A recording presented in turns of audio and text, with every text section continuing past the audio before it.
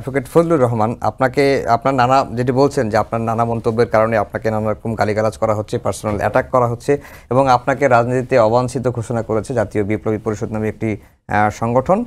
এবং আপনি একটি টকশোতে একজন সমন্বয়ককে কি বলেছেন সেই বিষয়টি একটু জানতে চাই যে আপনি কি এখনো আমি ছেলেটাকে কিছু বলিনি। যখন জিজ্ঞাসা আমি বলছি যে নির্বাচন দ্রুত হওয়া দরকার, এটা বলছি আমি সঞ্চালককে। তখন উনি প্রশ্ন করছে ওই কয়েকজন রাখে পিছনে, আমি না করি যে এইসব রাইখেন না। একটা ছেলে তখন বলছে উনি যে নির্বাচন চান, উনি কি করছে? এই বিএনপি, আরে বিএনপি তো এই 16 বছর একটা টাকাই সরাইতে পারছে না, এখন নির্বাচনে গিয়ে লুটপাট করতেছে। কথাটা খুব বোঝাচ্ছে। এরপরে মেজাজটা কতটুকু ঠিক তা, তারপরে ছেলেটা আমি বললাম এই ছেলে বেয়াদ। এরপরে সে শাউট করছে। তখন আমি বলছি এই তুই তো রাজাকারের বাচ্চা, এই কথাটা আমি বলছি। এইটাই না যে তার বায়োলজিক্যাল রাজাকারের বাচ্চা।